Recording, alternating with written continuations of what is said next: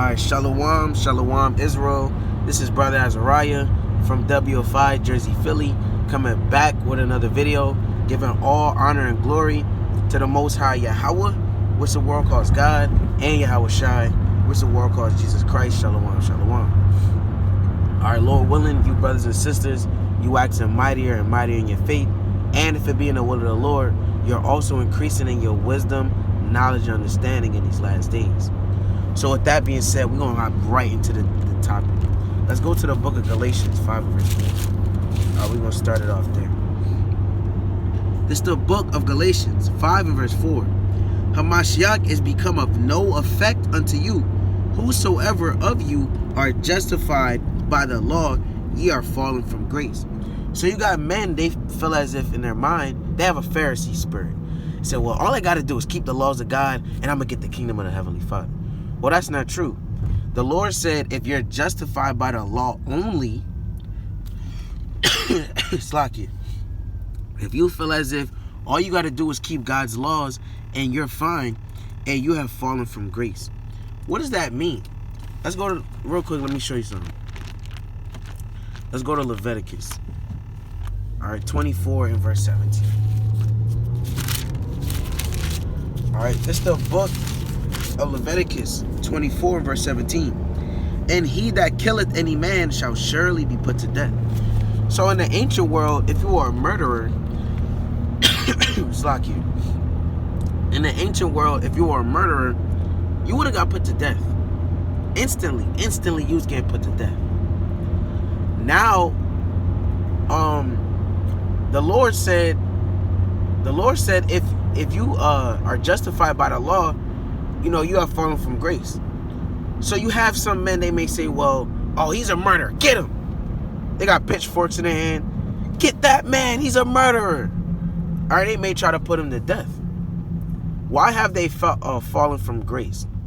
Because the Lord said this. Let's go to the book of Matthew 6 and verse 15. All right. This is the book of Matthew 6. Bear with me, 6 and verse 15. It says, but if ye forgive not men their trespasses, neither will your Father forgive your trespasses. So now the Lord said, well, you got to forgive your brother. Or you got to love your brother as you love yourself. So in the ancient world, as I said, hey, you would have stoned that man that was a murderer. But now, through the grace of Hamashiach, now you will have mercy on that brother. Now you will forgive him.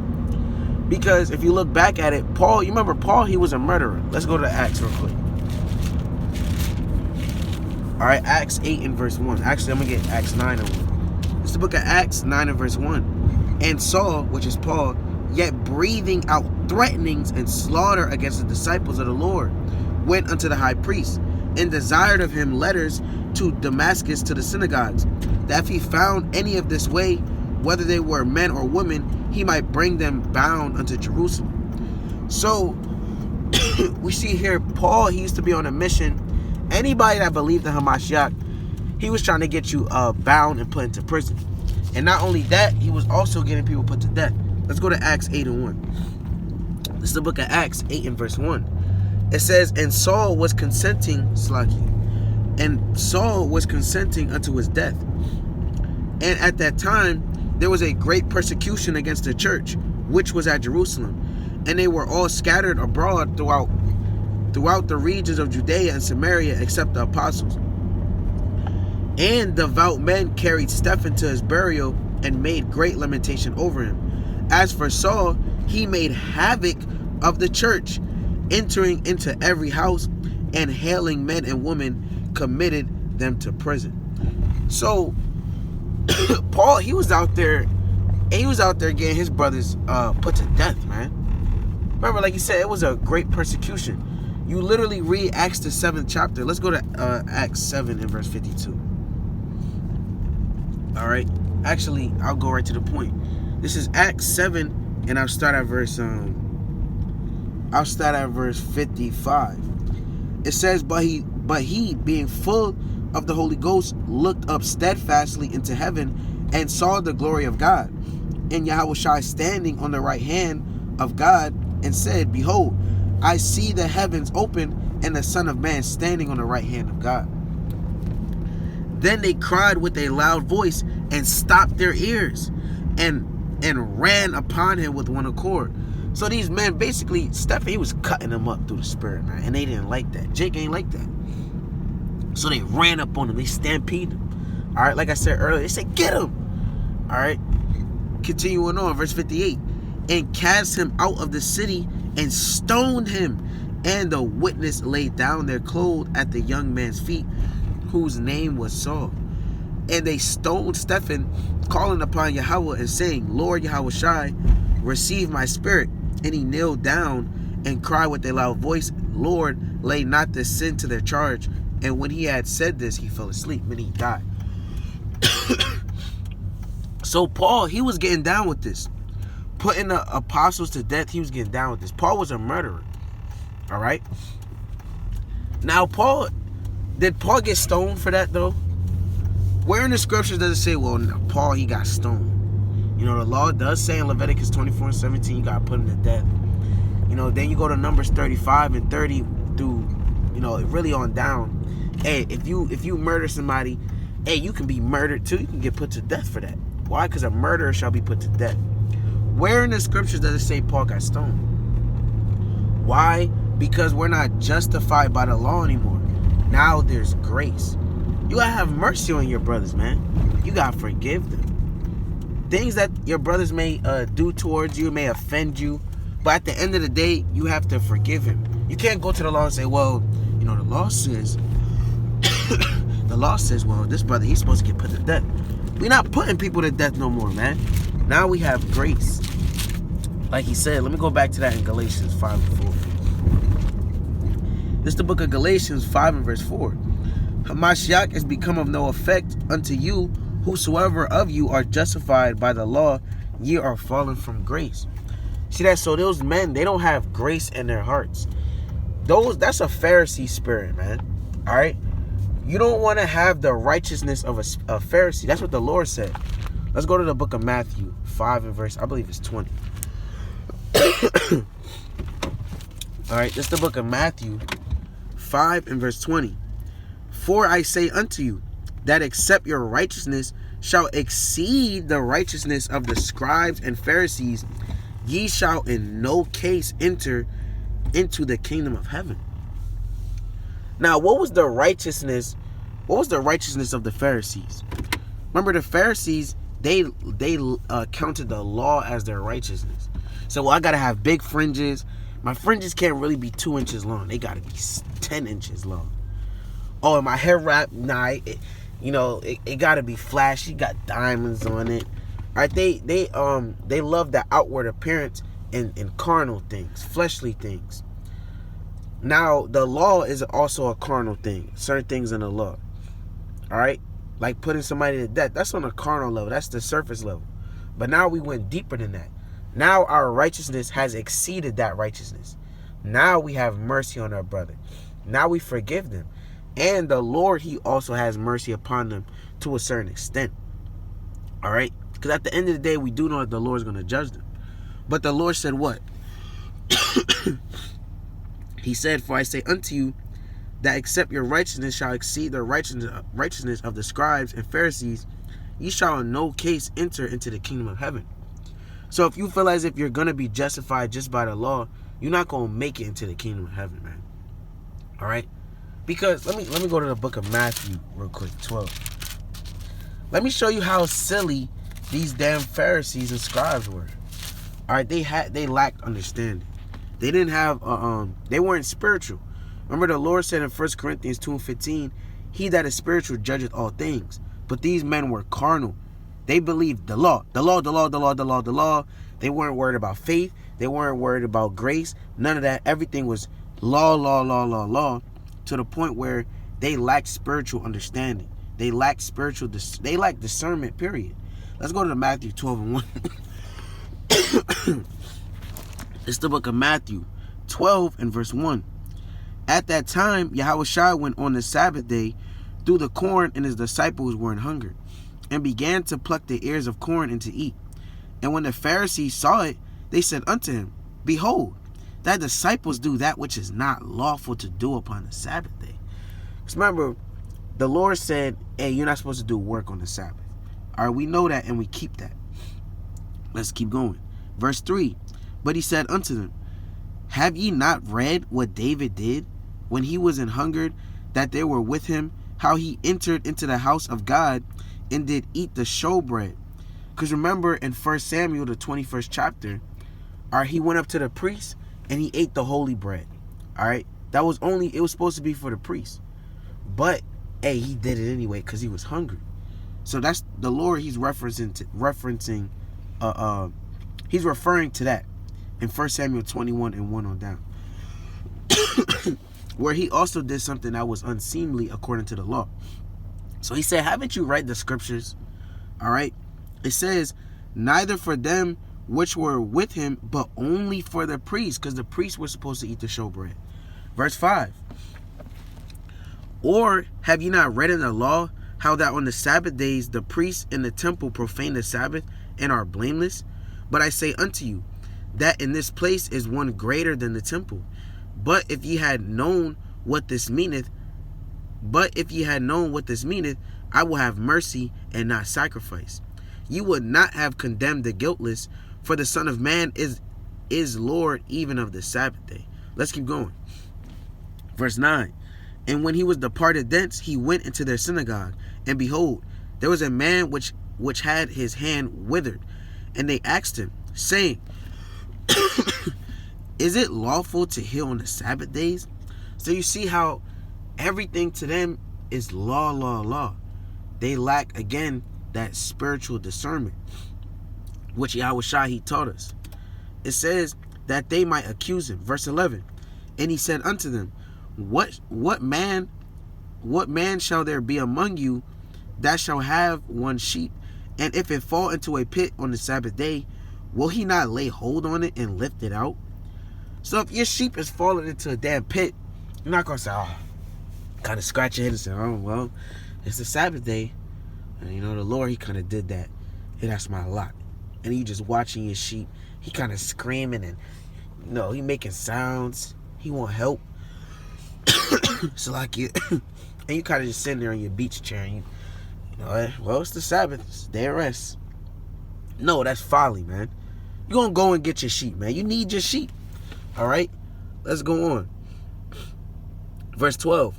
How much then is a man better than a sheep? Wherefore it is lawful to do well on the Sabbath days. See that? So Yahushua, he taught spiritual discernment. He's teaching that the law is not going to justify you. Because now, if you were to just let your brother's sheep or your sheep just fall into the pit, now you're being over righteous. All right. Let's go to the book of Sirach 10 and verse 27. All right, it's actually 26. It's the book of Sirach 10 and verse 26. Be not over wise in doing thy business, and boast not thyself in the time of thy distress. So, you're not supposed to be over wise in your business. Meaning, you're being over righteous, man. All right, as the Lord just said, or if your cattle, your oxen is falling into a pit, you're going to go and get your oxen. All right? They have value. That's, you needed cattle in the ancient world. That was considered true riches. Now they say, well, you got to have a gold chain. You got to have a Rolex watch. And then on top of that, if you don't got a foreign card, I don't know what the hell you're doing. But in the ancient world, your cattle, your land, those things were accounted for as riches. And you needed that. Again, those were pivotal things that you needed in the ancient world. All right, you needed your cattle, you needed your oxen. All right, you needed your sheep, man. Not gonna just watch your sheep go into a pit. You being damn over righteous. So we're not justified by the law. If you feel as if you are justified by the law, now you have fallen from grace, and now you're being over wise. Didn't the Lord say? You grab this in Ecclesiastes 7:16. All right. This is the book of Ecclesiastes 7:16. It says, be not righteous over much, neither make thyself over wise. Why shouldest thou destroy thyself? So you don't want to be over wise. You don't want to be righteous over much, because what? You're going to destroy yourself. If you were to watch your cattle fall into a pit on the Sabbath day, you said, well, you put your hands up and said, well, it's the Sabbath. And then now your oxen is gone, and you needed your oxen to plow the field. You needed it to do your handiwork throughout the week. Now you're destroying yourself, because now you may not be able to get the crops, or you may not be able to work as efficiently. So now you're handicapping yourself. All right? Now you're destroying yourself. That doesn't make any sense. Just like for certain sins in the ancient world, hey, you were sentenced to death. Now, if we were to do that now, how many people would there really be? Because everybody sins. Everybody breaks the law. All right? And there's a lot of sins that brothers do break that you would be worthy to put, you should be put to death for it. Now you would have Israelites just getting stoned every day. Now our nation, instead of us growing and waxing mighty and mightier and mightier, so that we one day can overthrow the nations through the power of Yahweh Shem Yahushai, now we're depleting ourselves. Now, one moment we had 10 Israelites, but this brother, he kind of did this. We got to stone him. We got to hang him on a tree. Now that's one less brother to help you build up the nation. Now that's one less sister you have to help bring up the children, all right, and teach the children what they should do. And you lost a helpmeet.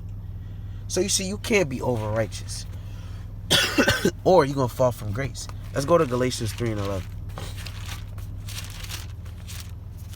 All right, it's the book of Galatians 3:11, and it reads, "But that no man is justified by the law in the sight of God.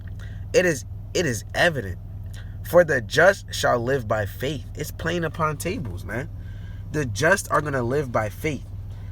All right, because you even look. Let's go to Numbers, the 20th chapter. All right, let's read Numbers 20.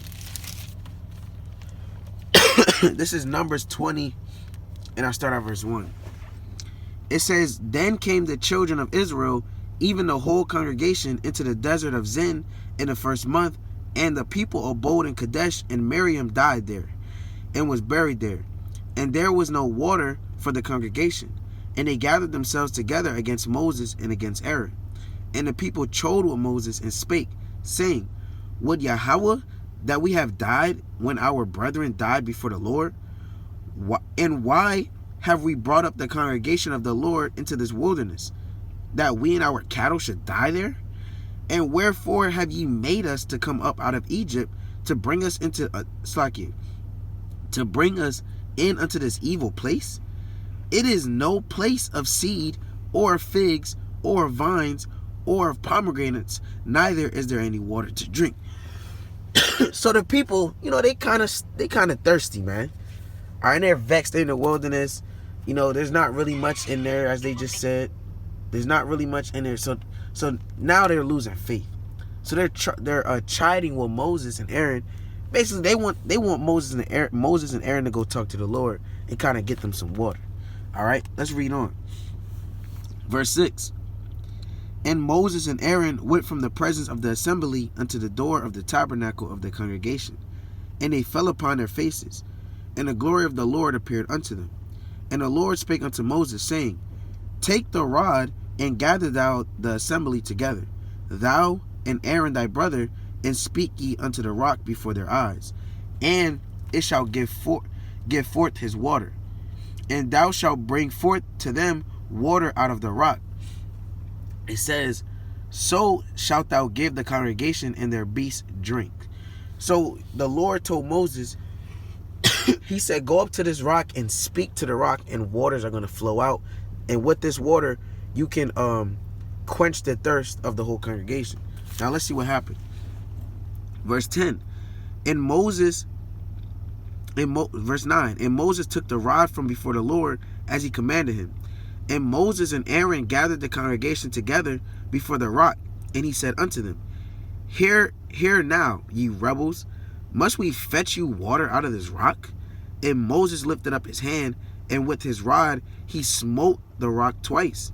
So you see, he already went against the commandments of God. The Lord said, speak to the rock. Moses, he hit the rock. Let's read on. Let's see what happens.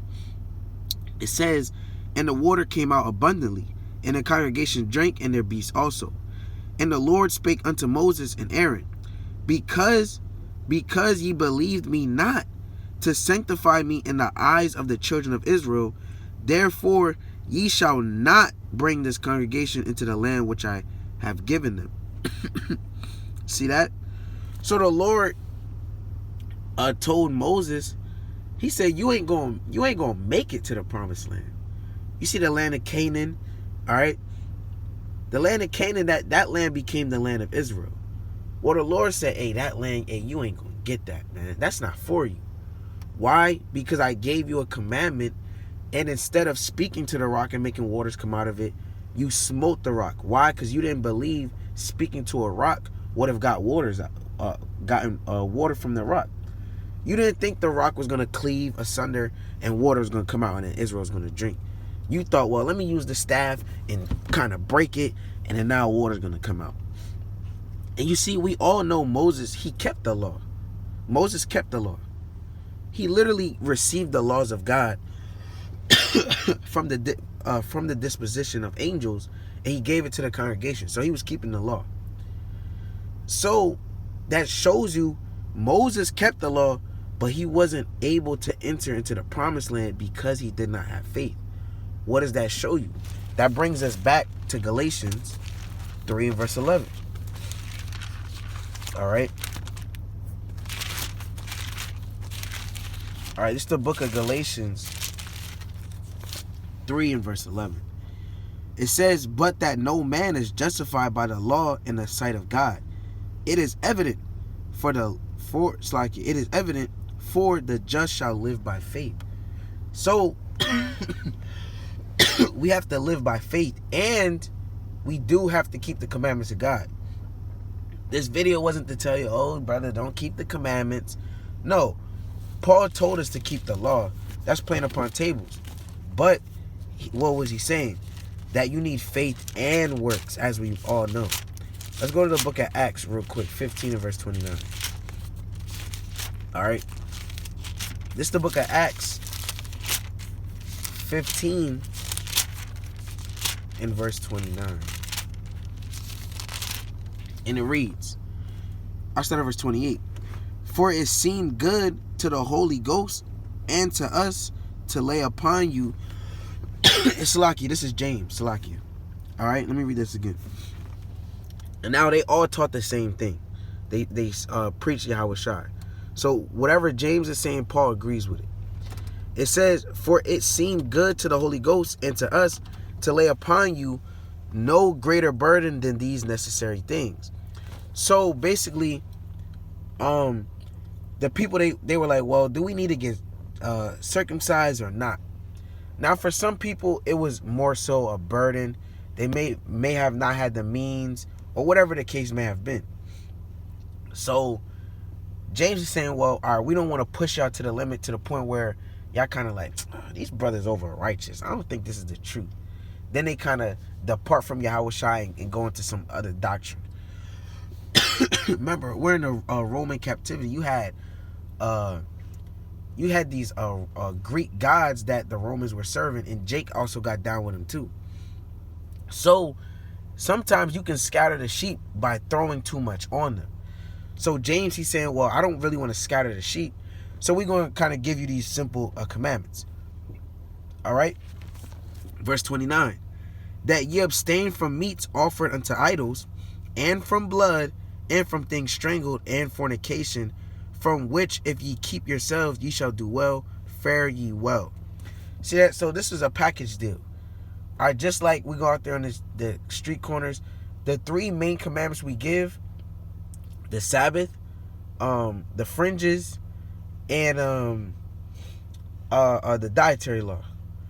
Then we kind of give them that, and then later on they find out the rest of the commandments and they start keeping them. But we don't just start laying commandments on them.